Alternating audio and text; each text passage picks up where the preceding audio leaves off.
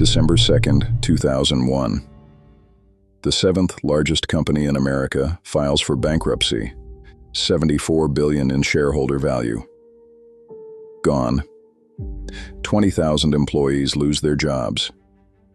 Their retirement savings, invested in company stock, worthless. But here's what makes this story different from every other corporate collapse. Enron wasn't killed by bad luck or a changing market or tough competition. Enron was a fraud. A fraud so elaborate, so sophisticated, that it fooled Wall Street analysts, Big Five auditors, and the United States government. For years. This is how they did it. And how one woman brought it all down. Enron started as a boring pipeline company. Natural gas. Houston, Texas, 1985. Kenneth was the CEO, a PhD economist who believed in deregulation. His vision, transform Enron from a company that moved gas through pipes into a company that traded gas like a commodity. Buy low, sell high. Simple. But Lay needed someone who could make this vision reality. Enter Jeffrey Skilling, Harvard MBA, McKinsey consultant. Skilling had an idea that would change everything: mark-to-market accounting. Here's how it works. Normally, you record revenue when you actually receive money. Mark-to-market lets you record the total expected value of a contract the day you sign it. Sign a 20-year deal. Book all 20 years of profit. Today, on paper, Enron's revenue exploded. In reality, they hadn't collected a dime. By the mid-90s, Enron wasn't just trading gas. They traded electricity, bandwidth, weather derivatives. Yes, weather. If you wanted to bet on whether next winter would be cold, Enron would take that bet. They called themselves a logistics company, then an energy company, then just the world's leading company. Wall Street loved it. Analysts couldn't understand exactly what Enron did, but the stock kept going up, so who cared? Fortune magazine named Enron America's most innovative company 6 years in a row. 6 years in a row. Their stock price hit $90. Market cap, $70 billion. Jeffrey Skilling was promoted to CEO. He told analysts who questioned Enron's financials that they were, quote, assholes. The analysts apologized. Inside Enron, the culture was brutal.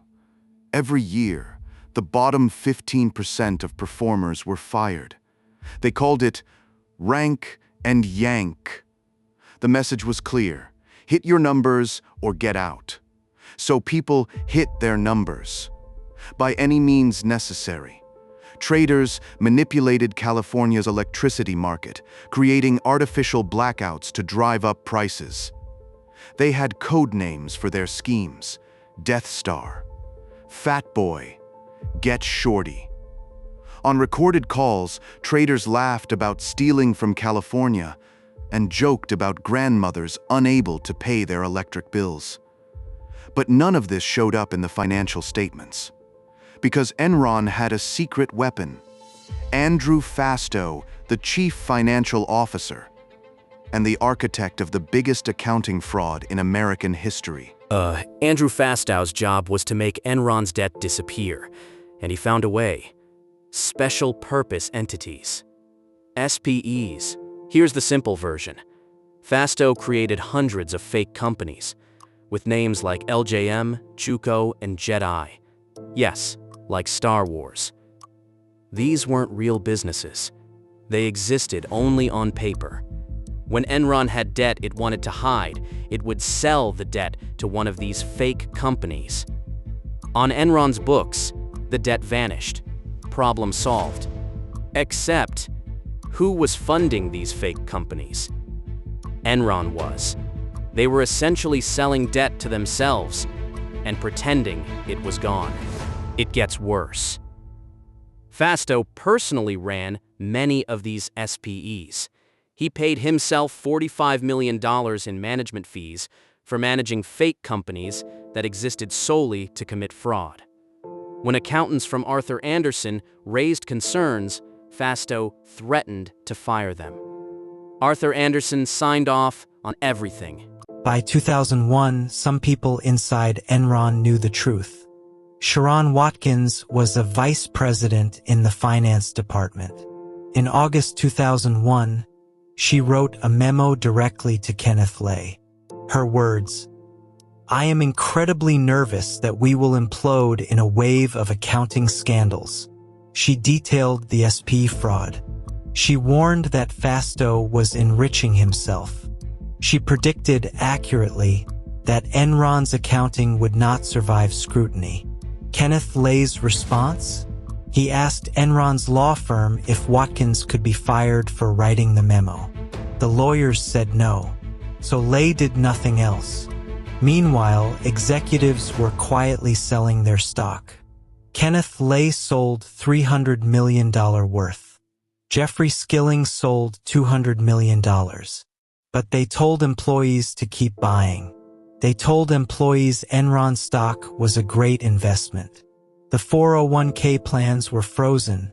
Employees literally could not sell, while executives dumped everything. August 14, 2001. Jeffrey Skilling resigns as CEO after just 6 months. He says it's for personal reasons. The stock drops. Analysts start asking harder questions. In October, Enron announces a $544 million loss and reveals that shareholder equity has been reduced by $1.2 billion due to accounting errors. Accounting errors. The SEC opens an investigation. Credit agencies downgrade Enron's debt. And then, the death blow. Dynegy, a rival energy company, offers to buy Enron for $9 billion. Due diligence begins. Dynegy's accountants look at Enron's actual books. What they find is so bad, so incomprehensible that Dynegy walks away. The deal is dead. Enron has no options left. With the SEC investigation underway, Arthur Andersen, Enron's auditor, went into panic mode. On October 23rd, they began shredding documents. Not just shredding, pulping, burning, deleting. Teams worked around the clock, destroying evidence. One employee shredded so many documents that the shredder broke. They brought in more shredders. In 2 weeks, they destroyed over 1 ton of paper documents and deleted 30,000 emails. When the Justice Department found out, it was over. Not just for Enron. Arthur Andersen, one of the big 5 accounting firms, 89 years old, 85,000 employees, was indicted for obstruction of justice. The firm collapsed. 85,000 people lost their jobs because of one client, Enron. December 2nd, 2001. Enron files for Chapter 11 bankruptcy. At the time, it was the largest bankruptcy in American history. $74 billion in assets. Gone. 20,000 employees were laid off. Most received no severance. Their 401k retirement accounts, heavily invested in Enron stock, were worthless. Some employees lost everything. One Enron worker, who had saved for 20 years, watched his retirement account go from $1.3 million to $8,000. Meanwhile, the executives who caused this, Kenneth Lay received $300 million in the years before the collapse. Jeffrey Skilling, $200 million. Andrew Fastow, $45 million in fraudulent fees alone. The people who committed the fraud walked away rich. The people who trusted them walked away with nothing. The trials took years. Andrew Fastow pleaded guilty to conspiracy and was sentenced to 6 years in prison. He served 5. His wife, Leah Fastow, also went to prison for tax fraud related to the scheme. In 2006, Kenneth Lay and Jeffrey Skilling were both found guilty. Lay was convicted of 10 counts of fraud and faced up to 45 years in prison. But he never served a day. 6 weeks after his conviction, Kenneth Lay died of a heart attack in Aspen, Colorado. He was 64. Because he died before sentencing, his conviction was vacated. Legally, Kenneth Lay died an innocent man. Jeffrey Skilling was sentenced to 24 years in federal prison. It was later reduced to 14 years. He was released in 2019. He's now attempting a comeback in the energy industry. Enron's collapse changed everything. Congress passed the Sarbanes-Oxley Act, the most significant reform to corporate accounting since the 1930s. CEOs now must personally certify their company's financial statements. Audit committees must be independent. The penalties for securities fraud were dramatically increased. Arthur Andersen's destruction led to the creation of the Public Company Accounting Oversight Board. The Big Five became the Big Four. And Sherron Watkins, the woman who tried to warn everyone, she was named one of Time magazine's Persons of the Year in 2002, alongside 2 other corporate whistleblowers. She never got a reward. She was never promoted, but she was right. Enron should have been caught decades earlier. The warning signs were everywhere. A company that no one could explain. Profits that materialized from nowhere. Executives selling stock while telling employees to buy. A culture that punished questions and rewarded results at any cost. But Wall Street didn't want to ask questions. The stock was going up. Analysts who criticized Enron lost access. Rating agencies that downgraded Enron lost business. Everyone had an incentive to look the other way.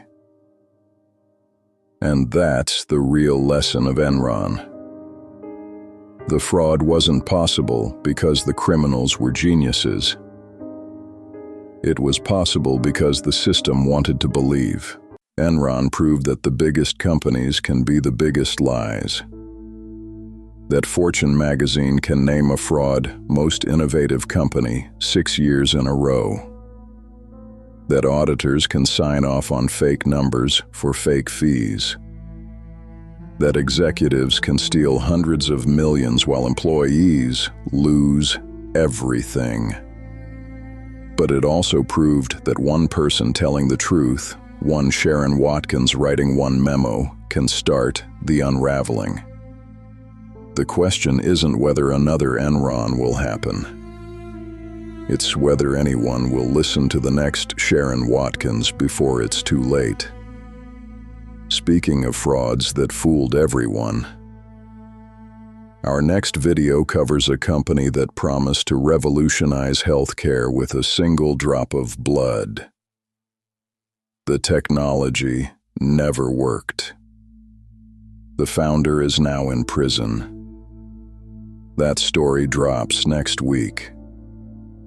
Subscribe